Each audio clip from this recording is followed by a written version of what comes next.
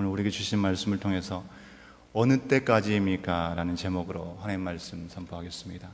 오늘 시편 13편 말씀은요, 우리가 소리 내어서 읽을 때 그냥 평범한 목소리 톤으로 읽을 수 있는 그런 시편이 아니라 절실함과 부르짖음으로 읽어야 되는 그런 느낌이 느껴지는 그런 시입니다.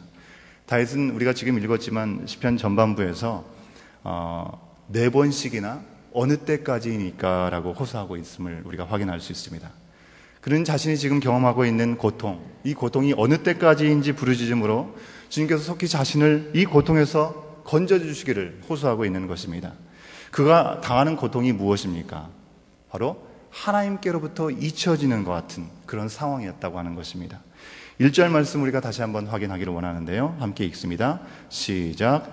여호와여 어느 때까지이니까 나를 영원히 잊으시나이까? 주의 얼굴을 나에게서 어느 때까지 숨기시겠나이까? 다윗은 하나님께서 자신을 영원히 잊고 주의 얼굴을 숨기시겠다라고 말했습니다. 숨기고 계시다고 말했습니다.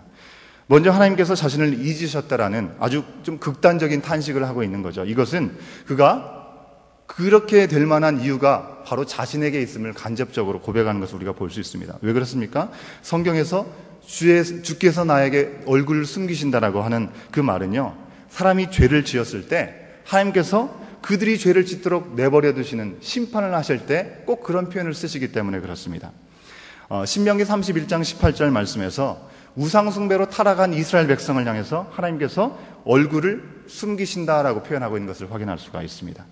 지금 시인이 어떤 죄 때문에 하나님께서 그에게서 얼굴을 숨기셨는지, 그래서 고통을 당하고 있는지 우리는 알 수가 없습니다.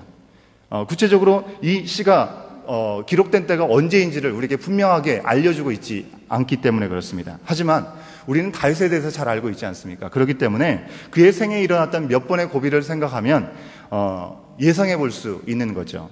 우리가 아는 다윗의 대표적인 죄악은 밧세바와 통관하는 일이었습니다.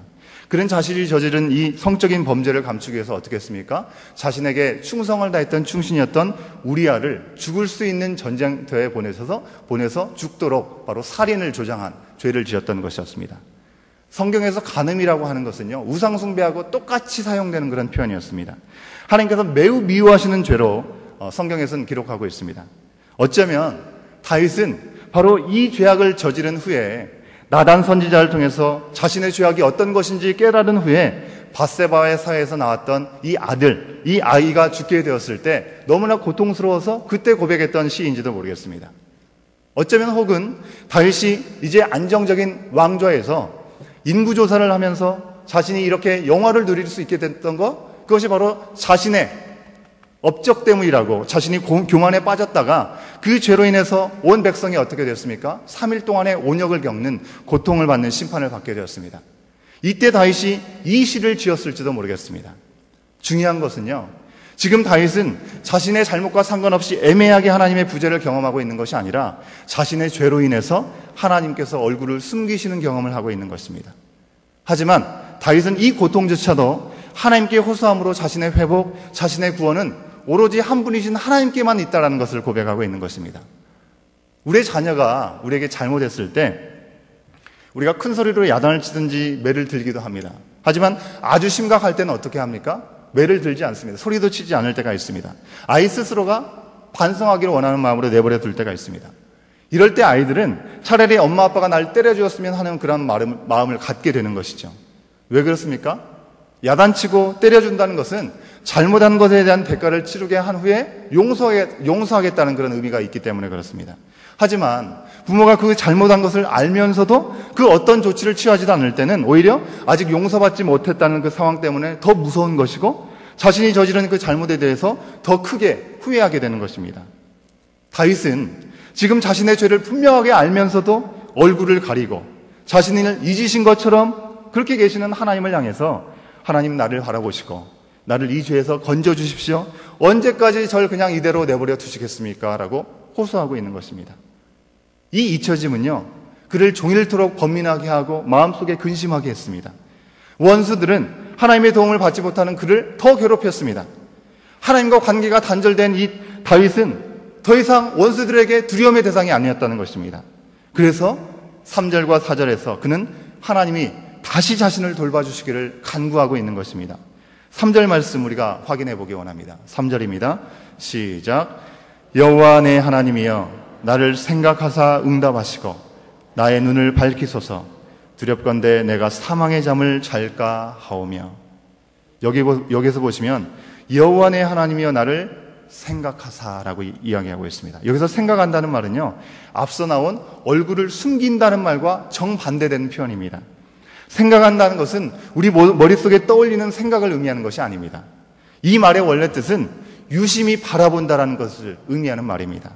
다윗은 죄악으로 인해서 그에게서 얼굴을 숨기신 그 하나님께서 다시 자신을 유심히 바라봐 주시기를 소소하고 있다고 하는 것입니다. 이것은 어쩌면 굉장히 용감한 간구인 것입니다. 동시에 아주 절박한 매달림이라고 우리가 볼 수 있습니다. 왜 그렇습니까? 하나님이 바라보시면 자신의 약함, 자신의 죄악이 더 밝히 드러날 것입니다. 더 두려운 상황 가운데 놓일 것입니다. 그런데도 불구하고 다윗은 자신을 주시해달라고 하나님 앞에 요청하고 있기 때문에 그렇습니다. 이런 용감하고도 절박한 간구에서 우리는 다윗이 사람이 아니라 오직 하나님 한 분께만 모든 것을 맡기고 있음을 돌아보게 되는 것이죠. 우리는 어떻습니까?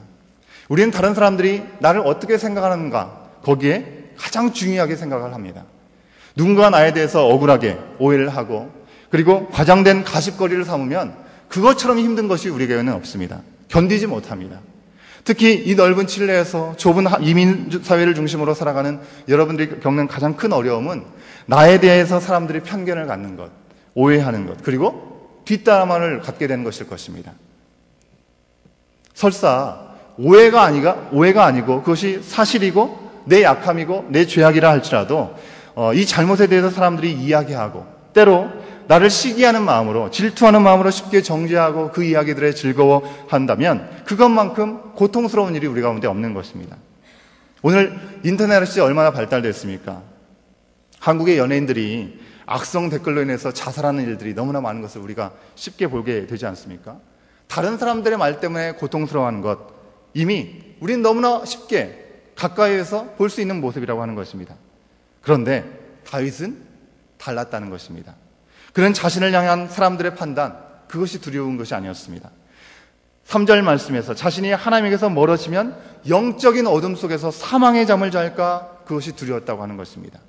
그는 자신의 죄로 인한 심판보다 무서운 것이 하나님께로부터 단절되는 사망의 잠이라고 고백하고 있습니다. 사망의 잠이란 그냥 단순히 우리가 죽어버리는 그 죽음이 아니라 영적인 죽음, 하나님으로부터 단절되는 끊어짐을 얘기하는 것입니다. 그는 하나님이 자신을 보지 않으시면 자신이 영원한 죽음 가운데 놓일 거라는 그런 두려움 때문에 힘들어하고 있습니다. 그래서 하나님께서 자신을 잊지 말고 다시 주시해달라고, 또 자신이 죄에서 떠나도록 내 눈을 밝혀달라고 고백하고 있는 것입니다. 그는 하나님께서 자신을 내버려 두시면 자신의 대적들이 승리할까봐, 승리의 기쁨에 빠질까봐 염려하고 있습니다. 이것은 자신의 자존심의 문제가 아니고요. 전에 자신을 대적하다가도 하나님의 입김 한마디에 쓰러질 수밖에 없었던 이 악인들이 이제는 자신들을 두려워하지 않을 뿐만 아니라 나아가서 하나님도 두려워하지 않는, 그래서 마치 자신들이 승승장구하고 승리한 것처럼 착각에 빠질까봐 그것이 두려웠다고 하는 것입니다. 다윗은 어느 때까지 계속될지 모르는 이 하나님의 부재, 하나님의 단절이 빨리 끝나고 다시 하나님께서 자신을 보시고 영적인 눈을 뜨게 하심으로 회복해 주시기를, 그래서 어떤 대적도 하나님 앞에 어리석음을 다시 한번 돌아보기를 고백하고 있는 것입니다. 이제 이 모든 간구를 담대하게 하고 난 이 다윗은 하나님의 사랑, 하나님의 구원을 믿고, 확실한 가운데 믿고 찬양을 드리고 있습니다. 그리고 6절 말씀대로 주께서 자신에게 은덕을 베푸신다고 고백하고 있는 것을 우리가 보게 됩니다. 6절 말씀 우리가 함께 읽겠습니다. 6절입니다. 시작. 내가 여호와를 찬송하리니 이는 주께서 내게 은덕을 베푸심이로다. 은덕을 베푼다는 말은요, 보상을 준다는 말입니다. 지금 다윗은 하나님께 심판받을 수도 있고 벌을 받을 수도 있습니다. 하지만 사람들에게 조롱받고 판단을 받는 그럴 필요는 없었다고 하는 것입니다. 분명히 하나님 앞에 죄가 있었을지언정 사람들이, 다윗은 왕이었지 않습니까? 누가 왕 앞에서 함부로 판단하고 욕을 할 수 있겠습니까? 그런데 사람들은 기회는 이때다 하고 하나님께서 그를 잠시 돌아보시지 않을 때 이 상황 속에서 그를 괴롭히고 있는 것입니다. 얼마나 괘씸한 생각이 들을 수 있었겠습니까? 다윗은 이에 대한 보상도 하나님께서 다 해주실 거라고 믿었습니다. 다윗은 하나님을 등에 업고 그들을 직접 심판하려고 하지 않았습니다. 심판도 하나님께 있고 보상도 하나님께 있다는 것을 분명히 알았습니다. 오늘 말씀에서 이 시인은요, 하나님이 자신을 돌보시지 않는 철저한 고통과 이 고독 속에 빠져서 언제일지 모르는 하나님의 회복을 구하면서 또 그 회복을 확신하면서 고백하고 있는 것입니다. 우리 인생도 살아가면서 하나님께서 우리 가운데 얼굴을 숨기신 것 같은 고통과 어려움 가운데 놓이게 되는 경험들이 우리 가운데 있을 수 있습니다. 그런 상황이 되면 우리는 이 말씀을 기억하면서 가장 먼저 해야 될 것, 우리의 죄를 돌아볼 수 있어야 되는 것이죠. 나조차도 알 수 없는, 내 스스로도 깨닫지 못하는 내 마음속에 있는 교만한 마음, 욕심들, 야망들, 이것들을 주님 나에게 알려주십시오. 고백할 수 있어야 됩니다. 나를 내어 맡기고 영적인 눈을 뜨는 회복, 자비를 하나님 앞에 구할 수 있어야 되는 것입니다. 오직 나를 판단하실 분이 유일하신 하나님이심을 믿고 말입니다. 그 다음으로 우리 가운데 죄가 있든지 아니면 혹시 우리가 죄가 없지만 애매하게 고난을 당하든지 간에 이 고통을 하나님 앞에 가지고 나올 수 있어야 된다는 것입니다. 내가 어떻게 해결할까 씨름할 것이 아니라 하나님 앞에 가지고 나와서 하나님 제발 나를 보시고 변함없는 그 사랑으로 나를 구원해달라고 매달릴 수 있어야 된다는 것입니다. 그러할 때 하나님은 긍휼을 베풀 자에게 긍휼을 베푸시고 도울 자를 도우시고 은총을 베풀 자에게 은혜를 베푸셔 주시는 것입니다. 오늘은 사순절이 시작되는 제수요일입니다. 예수님의 고난, 예수님의 십자가의 사랑을 묵상하는 바로 이때, 바로 우리는 십자가에서 철저하게 버림받으셨던, 그래서 이 고통당하셨던 이 예수님을 통해서 나의 하나님, 나의 하나님, 어찌하여 나를 버리시나이까 하고 외치며 오늘의 시인처럼 어느 때까지입니까? 라고 외친 그 예수님 앞에 다시 서야 되는 것입니다. 우리는 죄인들 아닙니까? 우리의 죄로 인해서 하나님과 영원히 단절되고 그리고 사망의 잠을 잘 수밖에 없는 우리들의 모습이지만 예수님은 전혀 그러시지 않으셨습니다. 죄가 없으시면서도 죄인처럼 십자가에 달리셨습니다. 십자가에 의해서 애써 단절되심으로 아버지께서 우리의 눈을 밝혀주시고 다시 우리를 향해서 눈을 주시해 주실 수 있도록 그 길을 열어주셨다고 하는 것입니다. 오늘도 예수님의 이 고백으로 하나님께서 더 이상 우리에게 얼굴을 돌리지 않고 우리를 정말 우리 가운데 은혜를 베푸시고 우리 가운데 얼굴을 향하여 두셔서 평강 주시기를 원하시는 그 하나님의 놀라운 그 사랑의 마음들을 우리가 기억하면서 그 은혜, 그 사랑에 합당한 자로 살아갈 수 있는 우리의 모습이 되어야 될 줄로 믿습니다. 함께 기도하시겠습니다. 우리를 사랑하셔서 어려서부터 생각이 악한 우리를 죄의 사슬에서 끊어주시고 예수 그리스도를 믿는 그 믿음만으로 아버지의 얼굴의 빛을 바라볼 수 있도록 인도하시니 감사합니다. 그 빛의 은혜, 평강을 누리게 하여 주시고 정말 그 말씀 가운데 온전히 살아갈 수 있는 은혜를 허락하신 것 또한 돌아보며 감사를 드립니다. 이 하루도 그 은혜, 그 사랑을 의지하며 주님이 주시는 복된 삶을 살게 하여 주시옵시고 그 은혜에 합당하게 사람들과의 만남 속에서도 사랑과 은혜의 사람으로 살아갈 수 있도록 주여 인도하여 주시옵소서. 이 모든 말씀 예수님의 이름으로 간절히 기도드리옵나이다. 아멘.